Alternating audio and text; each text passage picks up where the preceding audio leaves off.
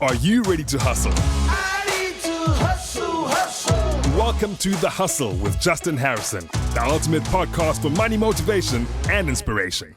So in this season of The Hustle, we are focusing in on small business development, entrepreneurship, and of course, helping people grow out their businesses. And today I'm joined by Brad, who's got some very good questions about his own business and his business journey. Brad, let's start with quickly, what is it that you do? And then lead us into your first question.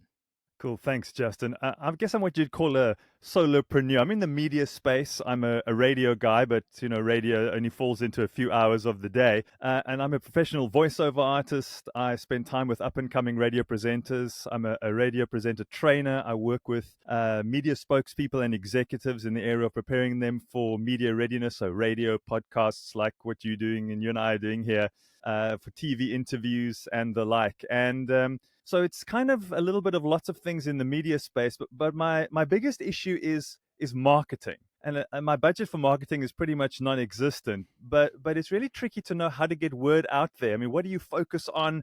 How do I market myself in this space that I'm in? So look, it's a great question, and I work with a lot of radio presenters myself, and I've been helping them reposition themselves and their portfolios. And I think the first thing we need to get over is this concept that you need to have money to market. In fact, I would say you're at an incredible advantage if you have no budget. Now, the reason why I say this is most people or personalities in your space that have money will typically employ an agency to do the work. And the problem is they don't always know how to land the message. They don't always know how to target the right person. I always say if you're starting out on your own and you literally have no resources, this is the greatest position to be in because you're going to force yourself to become really creative about your marketing. Now, in your guys' space, you already have a layer of credibility because you're on radio, because you've got some history, you've already got the credibility factor. What you don't have is a lot of people knowing who you are beyond your radio show. And I think that's really where you need to focus your time and your energy. There is no greater space right now than social media. You should be doing a lot of stuff on social media. In fact, you should be posting at least 4 to 5 times a day across the social media platforms, starting with TikTok, Facebook, and Instagram. Those should be your 3 key areas of focus. If you're potentially going to do long format, which is anything sort of over a minute, you should be looking at YouTube. But I would recommend Reels below 60 seconds. And then, of course, it's about figuring out what content to put out. And we've all seen these cringe-worthy social media posts where a company comes on and goes, "Hi, I'm Brad, and I'm a voiceover artist." That's not what you want to do.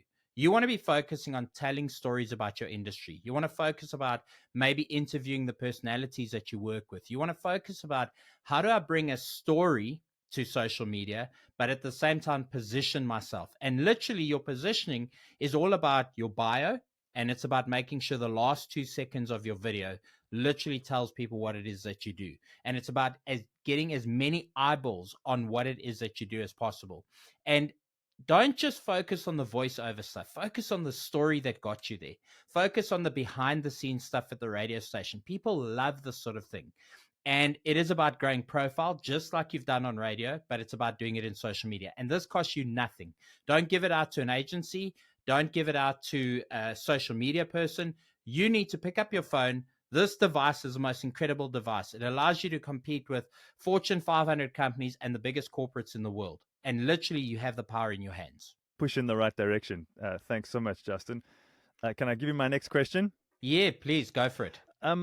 Yeah. At the moment, I'm in kind of time, money for time. I take all my time to make the money. So I've been thinking a lot about passive income. What are some of the passive income generation options that I could have in a business like mine?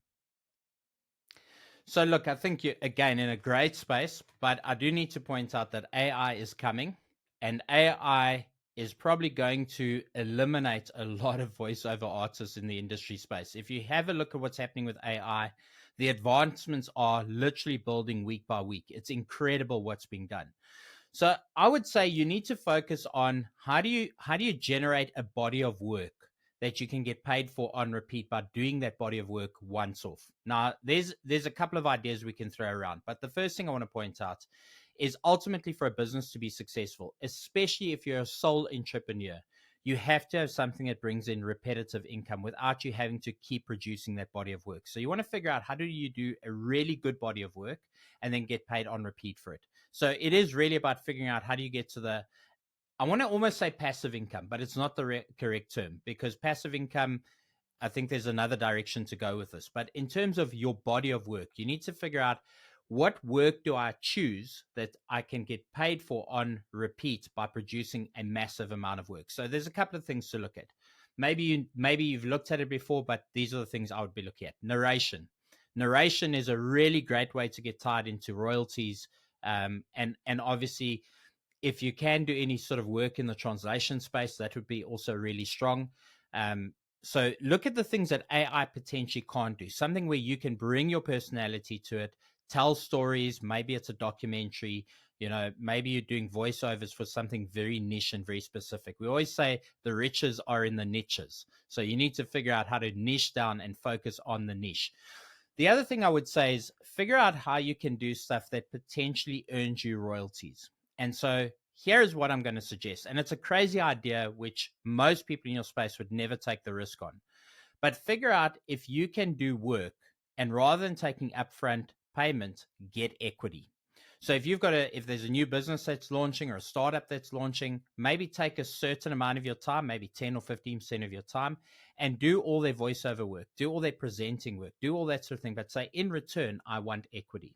And so this is a way to make sure that you do the work up front, do the work once off, and earn on repeat.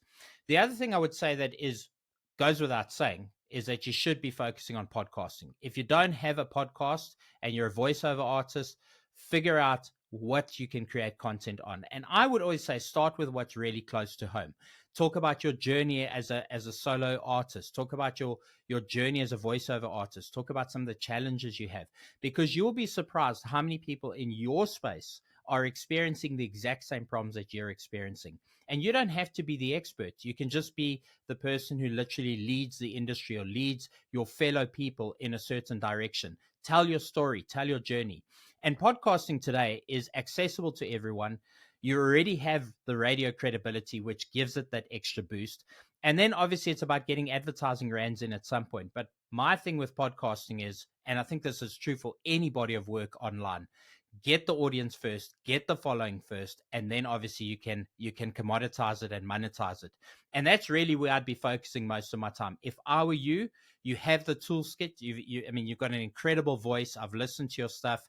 Your adverts are amazing, but you're not doing it for yourself. You're literally making everybody else wealthy. You need to be doing it for yourself. Wow, thanks so much, Justin. Goodness, this is magic. Really, wow. Okay.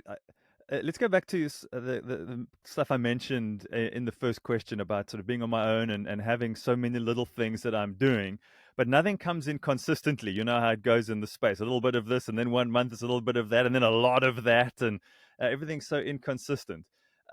Is it okay to be so diversified, or do I need to laser focus in on more things, just one or two specifics? Again, my advice here is gonna come from 25 years of hard-fought business experience, having started out as a solo entrepreneur, grown my businesses, taken on staff, built projects out, grown 109 companies. I've made a lot of mistakes along the way. And if there's one thing I would correct, is not diversifying too much. And this goes against all the advice that you're going to get. Everybody says diversification. Yes, you do need some diversity, but if you take on too many things at once, you never become really good at the one thing. And also, if you're not focusing on one specific area, you're not focusing on where the opportunities are constantly.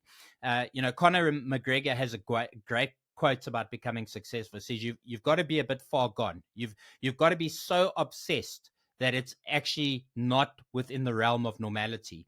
And this is really what it takes to become successful. So I would say, niche down.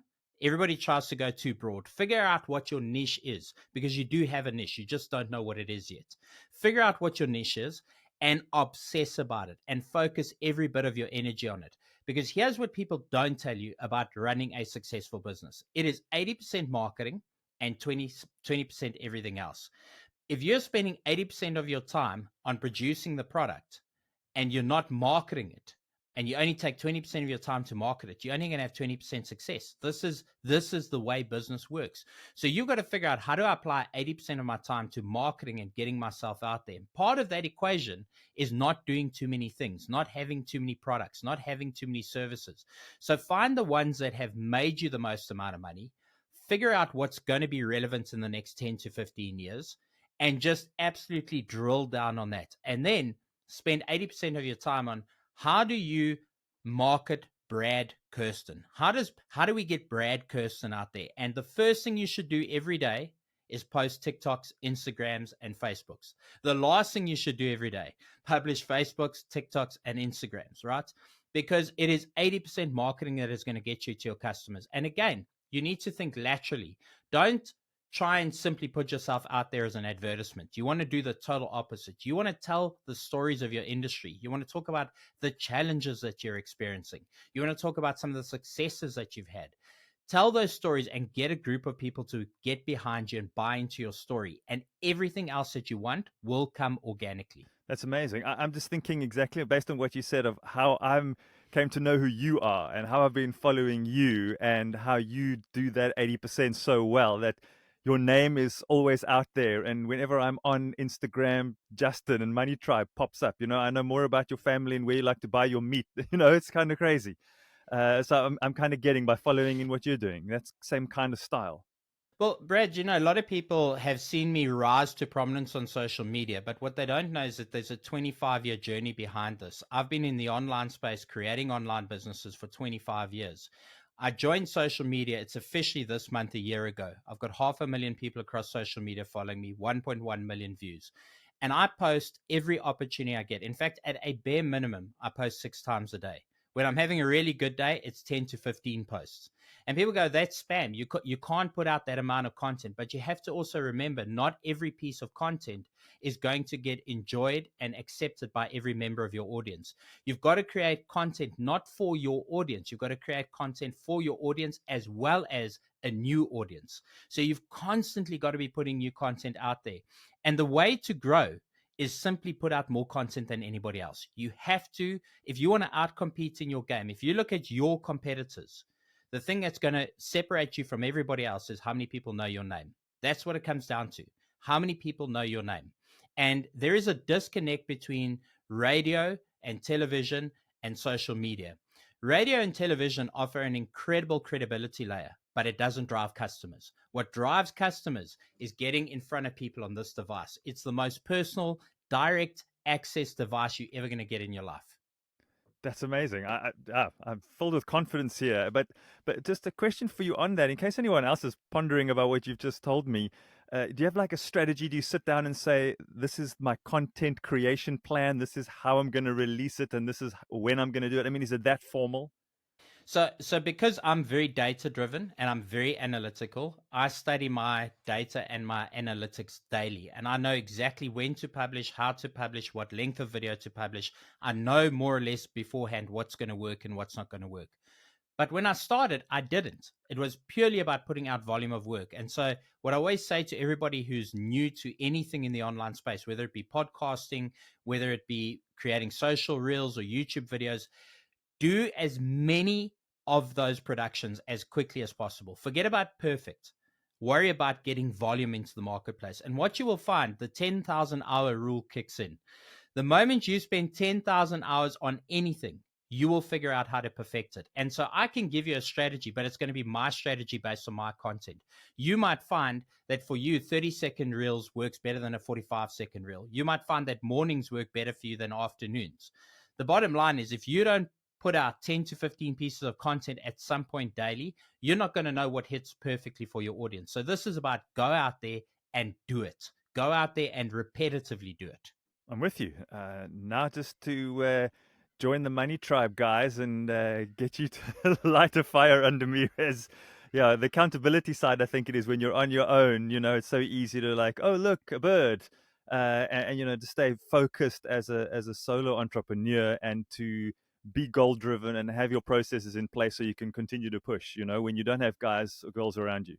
So that's perhaps my last piece of advice for you, which is you must remember the greatest risk in terms of earning money in this world is being a solo entrepreneur. It's actually better to work for somebody, because when you work for somebody, you're guaranteed of a salary. When you're a solo entrepreneur, there's no guarantees, right? And so you have to focus on how do you bring in retained income consistently on a monthly basis. The thing that's going to enable you to scale what you're doing and to grow what you're doing and potentially venture out into slightly different avenues is having that protection of reoccurring income. So your focus needs to be being on what products can I create that are going to bring me consistent reoccurring revenue. And instead of going for that 10 or that 20 or that 40 grand deal, focusing on how can I go for the next 2 grand a month deal, the next 1 grand a month deal. Rather build many of those up than continuing to go for what I like to refer to as piecemeal work, because at the end of the day, you're literally going to be chasing new customer, new opportunity all the time. And what you want to be doing is you want to be stacking. You want to be building revenue on top of revenue. So I really hope this guides you, and I look forward to watching your personal journey unfold. Thanks, Justin. This has been gold. I'm so grateful for your expertise and your time. Wow. If you found value from this episode of The Hustle, be sure to leave us a rating and a review on your favorite podcasting app. And while you're there, be sure to hit that follow or subscribe button depending on your platform. And remember, hustle makes muscle. Stay motivated by The Hustle. Talkers talk, but hustlers hustle. Find more episodes at ecr.co.za or your favorite podcast app.